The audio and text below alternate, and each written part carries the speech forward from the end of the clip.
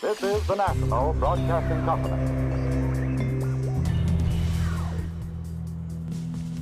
Hey everyone, I'm Simone. Tonight on Signal, we'll take you under the border and inside a smuggler's tunnel. Then, looking to dodge some taxes? Consider Puerto Rico.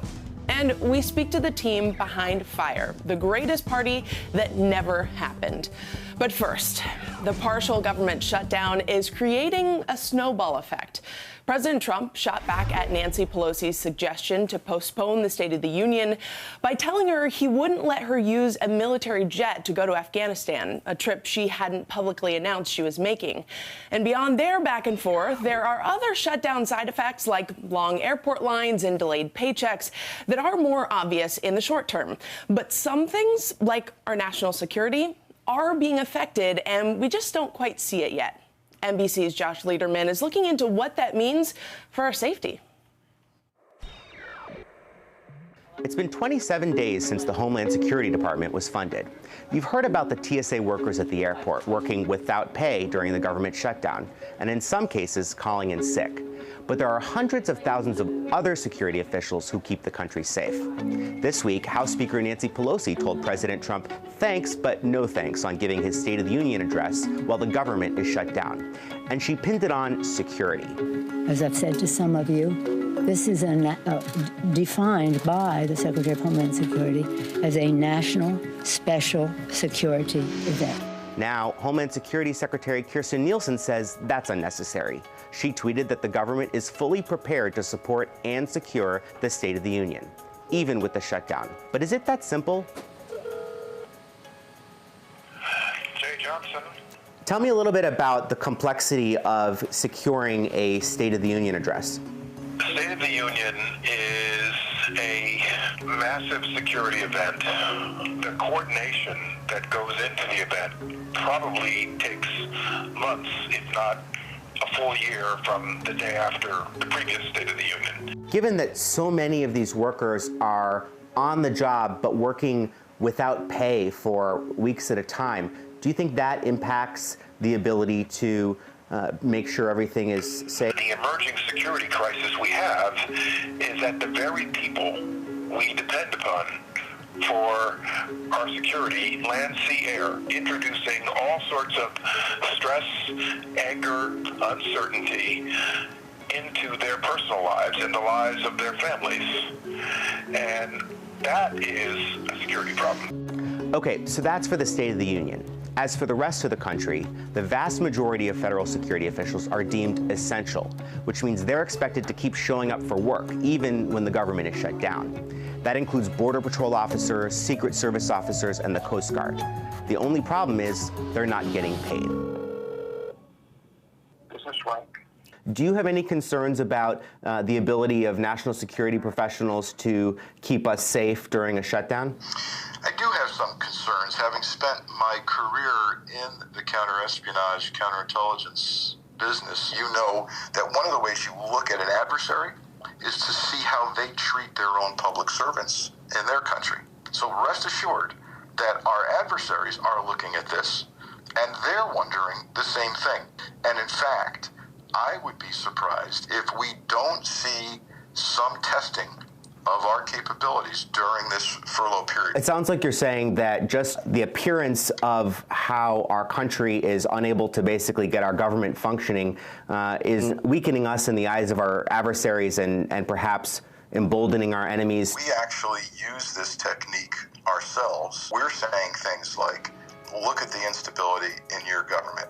Look at how your most senior leadership treats you and your agency. So rest assured that if we do it, our adversary is doing the same thing. Though many are working without pay, tens of thousands of other security officials aren't working at all. The FBI Agents Union says roughly 5,000 FBI employees have been sent home, and more than half of the Homeland Security Department's new cybersecurity unit is furloughed. These offices will stay dark until Congress and the president finally make a deal. Now, at the center of this shutdown that we just heard more about is funding for a border wall. And it seems Democrats and Republicans aren't going to cave on this issue. Trump spoke about what he sees as a humanitarian and security crisis today. Without a strong border, America is defenseless, vulnerable, and unprotected. We need strong borders. We need strong barriers and walls. Trump claims walls have been recognized as close to 100% successful. But Mexican authorities are discovering drug tunnels under the U.S.-Mexico border, something a border wall can't stop. We asked DHS for comment on the state of narco tunneling, and they told us they didn't have the resources to comment because of the shutdown. NBC's Jacob Soboroff went 70 feet below to show us around. Watch your head, button hook to your left. Oh, wow. So is this a pretty standard tunnel? No, this is definitely not standard. This is like the Cadillac of tunnels, as it were. The Cadillac of tunnels. Who built this thing? Mostly low-level guys, just told to dig in a straight line for the most part. And told by who? A cartel? That's probably a safe assumption. And they're just chipping away. Right. It's just simple hand tools that you can get at any Home Depot. Digging's the easy part. Getting the stuff out. So they sack it up in 50-pound bags or Pass whatever. it out. Now, let's be quiet for 1 second. Are those trucks we're hearing driving above us? Yes. So there are trucks on a road right above us. So this actually is going under an existing road in the United States. Correct. Is that normal? Yep. These things will go Every under, one of them. Under roads. Airports. Under airports. Correct. Once you're deep enough, you can go as far as you want. Mm-hmm. You can get under just about anything. Right. And just not to put too fine a point on it, but including border fencing or a border wall. Yes. As long as they can get from point A to point B in secret, they're going to do it. Right. You anticipate finding more of these? Oh, yeah, absolutely. You do? Stick around. There'll be something. They will. They're always tunneling somewhere. Wow, really interesting view from down there. Thanks, Jacob. Well, now we want to transition to a completely different conflict, Syria, where earlier this week, 4 Americans were among the dozens killed in an ISIS suicide bombing.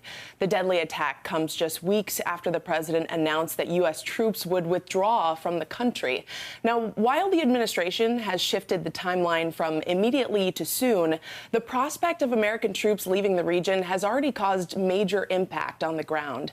Richard Engel just returned from northern Syria, and here's what he saw. Hey, Simone, we are just back from Syria. We are in northern Iraq right now. Lots and lots of driving. The way you get into Syria is you drive through Iraq, then you cross over the Tigris River, you enter into northern Syria, northeastern Syria, where U.S. and Kurdish troops are, and now we're just unloading all of our stuff. I've been in this part of Syria quite a few times, and I must say, this time it felt a lot more tense. People really don't know what is going to happen next. They are nervous because U.S. policy under the Trump administration keeps changing.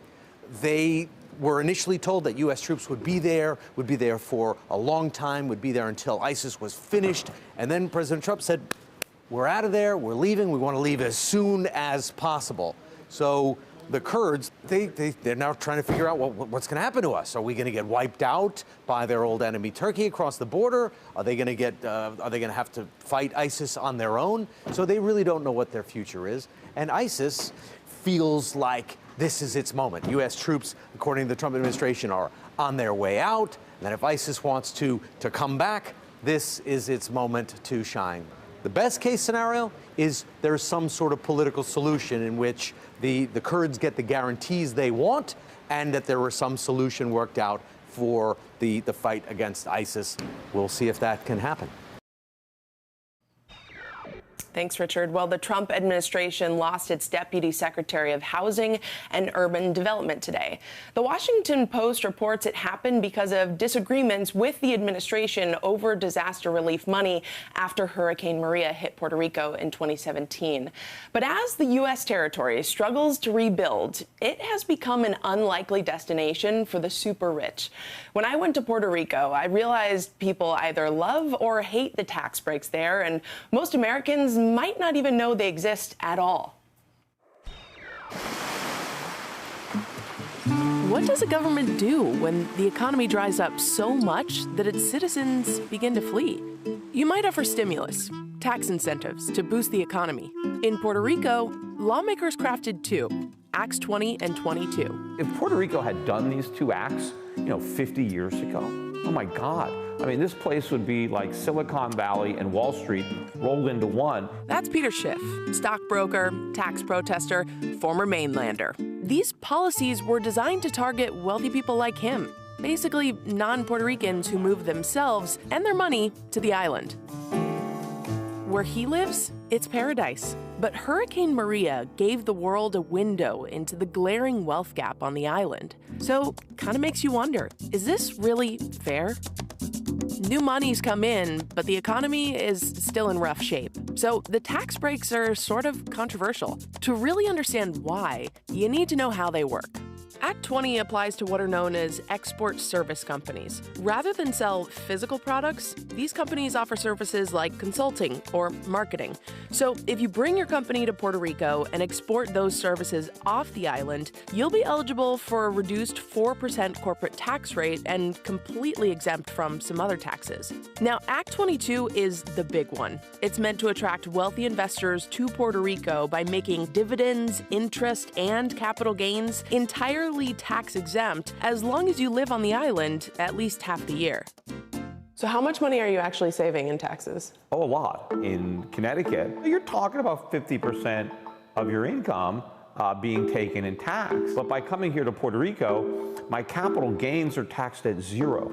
I have two companies down here that I operate. Those companies face a corporate tax rate of just 4%. So, do the math. It really effectively doubles your income. Living on an island with twice as much money sounds like a pretty sweet deal. But I wondered if it could have some unintended consequences. It's like the gentrification of a whole country, because there is a displacement of local businesses, local entrepreneurs for bringing businesses and entrepreneurs from outside of the island, and the money is not staying here. Adrian Gonzalez Costa is the electoral commissioner of the Puerto Rican Independence Party. It's a progressive third party here on the island. Act 20, Act 22, do you think it's beneficial for Puerto Ricans? No, they're tailor-made for individuals or corporations for coming to the island and benefit just themselves. The first thing you do is avoiding your tax responsibility on your state. If you're from, let's say, Wyoming, you are running away from paying taxes on Wyoming because of your capital gain. It's unethical in some way, the way they legislated for that benefit of individuals. Adrian wants everyone, including the wealthy, to pay their fair share. But here's the thing. If it weren't for Acts 20 and 22, would people like Peter even be here? These are people who never would have come to the island but for these tax breaks. But because they gave me a contract and they said, look, if you come here, you're only going to pay this low tax for the next 20, 25 years. I came here. I moved 2 businesses here. How many Puerto Rican employees do you have? Well, I moved 4 here in the asset management company from the States, and I hired 2 people locally. And at my bank, I probably have about a half a dozen local Puerto Ricans. But, some people haven't hired many people directly, but indirectly, people benefit from money that's spent locally in the Puerto Rican economy. I have a nanny for our kids. I have a housekeeper. We have a contractor. I still pay a very significant 6-figure a year tax to the Puerto Rican government personally. The rate is very low, but the number is very high because it's a significant income. And if I wasn't here, they wouldn't be getting any of that. It would be easy to paint this as Puerto Ricans versus mainlanders, rich against poor. But when you get here, it doesn't really feel like a standoff, because many on the island don't even know these tax breaks exist. But some native islanders do benefit from all this. 100% of my business is thanks to the Act 20 and 22 and people that move here under tax incentives. That's Maria del Mar Ortiz. She's a born and bred Boricua. She doesn't qualify for any of the tax benefits herself, but her entire livelihood depends on the very people who came to the island for them. I basically go from A to Z with a client since they start. I connect them to the lawyer that gives them tax advice. I also connect them with the realtor to buy a property here, and then I basically become this trusted go-to person to navigate through all the things people usually need as they relocate. What do you think most people misunderstand about these policies? We have a great opportunity right now because high net worth individuals and companies are looking to Puerto Rico to invest. So we have to take advantage of this momentum and really execute our ideas. Of course, tax breaks are just a short-term fix, but right now, the island's workforce is learning new skills, in part to work for these 2022 companies. The hope is that when these policies are gone, the infrastructure will be in place for the economy to sustain itself. But 6 years after they were implemented, things haven't improved. So are they working? That depends on who you ask.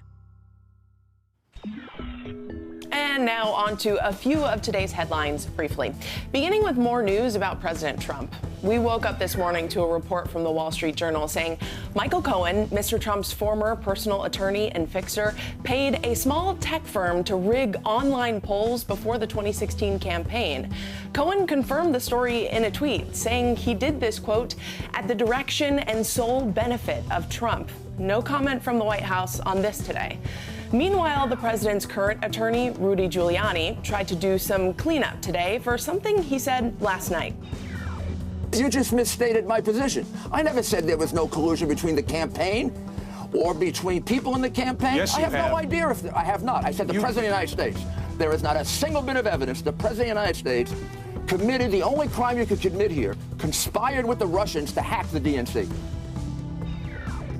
This, of course, was a change of tune for the administration that has been insisting there was no collusion between the Trump campaign and Russia.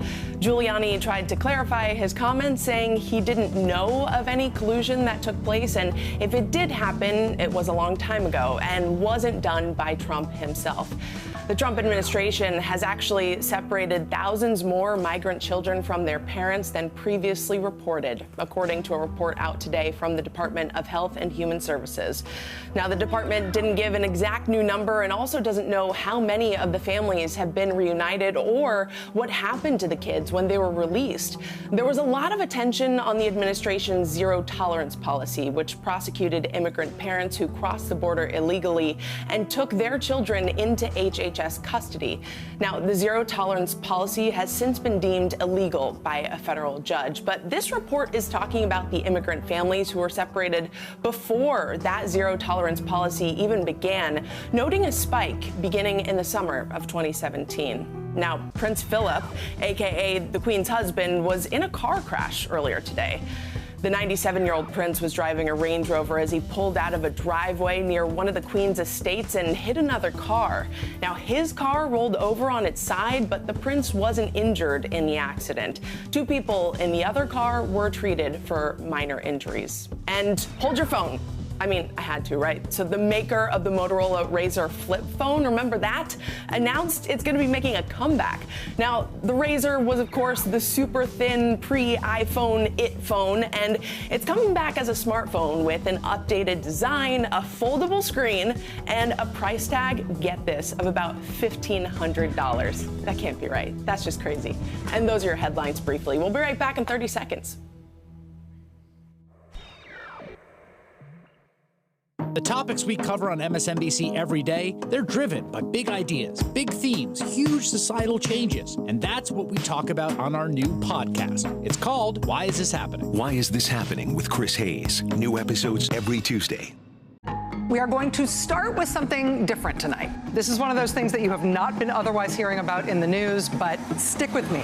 Feed your mind with fresh perspective. Get your favorite MSNBC shows now as podcasts.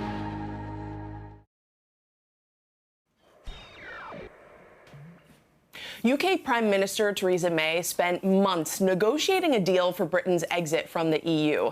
Earlier this week, Parliament rejected May's Brexit deal by 230 votes. By the way, that is thought to be the largest defeat of any Prime Minister in British history.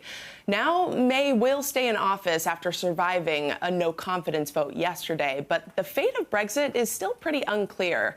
We swung by Sarah Harmon's desk in NBC's London bureau to have her explain what's next. This past week has been a wild one for UK politics. There have been votes, protests, people making these crazy flowcharts on Twitter trying to work out what's next for the country. And it's easy to conflate the domestic political drama with Brexit. But the fact is, nothing that's happened in the past week changes the legal time frame for Britain's withdrawal from the European Union. So, what's next for Brexit? On March 29th at 11 p.m. local time, Britain is set to withdraw from the European Union.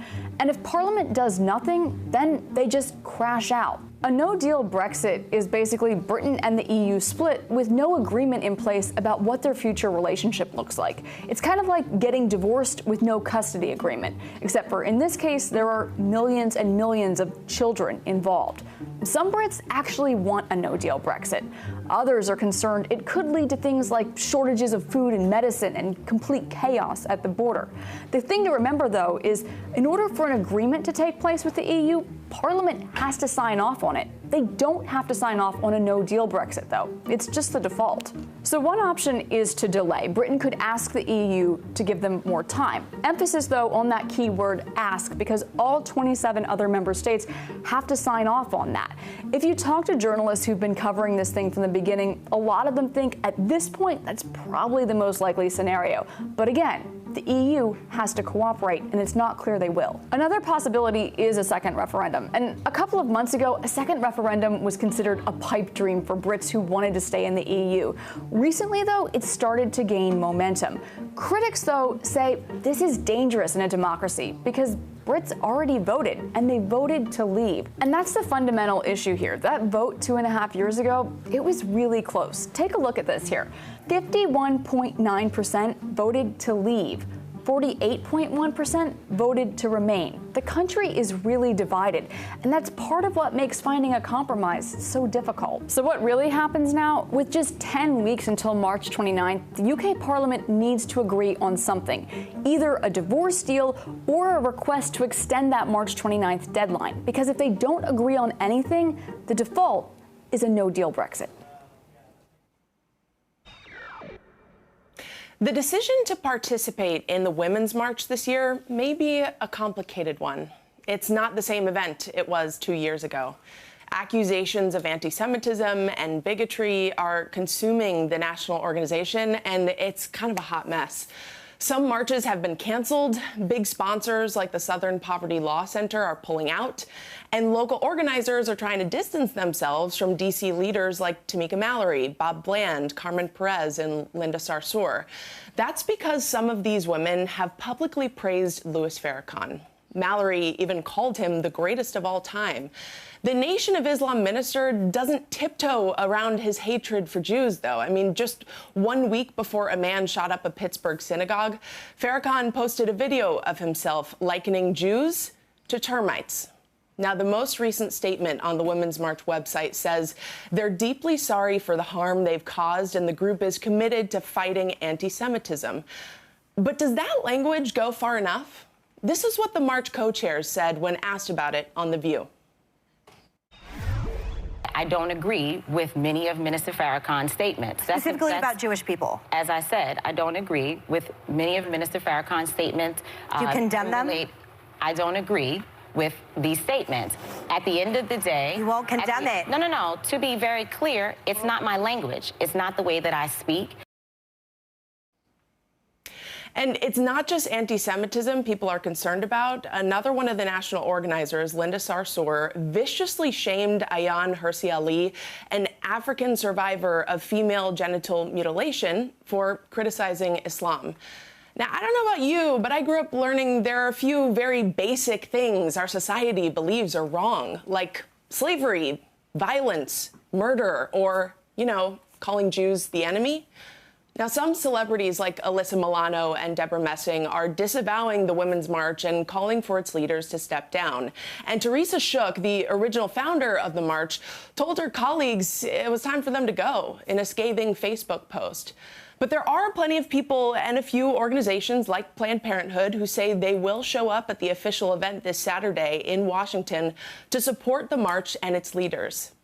I decided to ask Vanessa Rubel what she makes of all this. She's talked about how she was pushed out of the Women's March D.C. chapter because of an anti-Jewish bias. Now, she's organized her own called March On, and it's one she says prioritizes radical inclusivity. We're not going to agree with each other about every single thing. I mean, that would be a lot to ask certainly of one single gender. We're not going to agree about everything, but can we agree about some basic things and work towards those things? So I don't see why those two things can't be encompassed in one movement. This movement, the Women's March, was born out of reactionary resistance to the 2016 election and has evolved its mission every year since then. But how effective can a progressive group be? How far can they march if it isn't truly inclusive? And finally, remember Fyre Festival? Just in case you've been under a rock, it was that music festival in the Bahamas that went epically wrong in 2017. Well, it was back in the news this week as dueling documentaries were released by Hulu and Netflix. We caught up with the team behind one of those projects to talk about why we still can't look away from that train wreck. Why do you think this story of Fyre Festival captured our attention? All the elements of it, fraud on such a grand scale, jaw rule, private island in the Bahamas, and then it turned out that everything that you thought was a lie.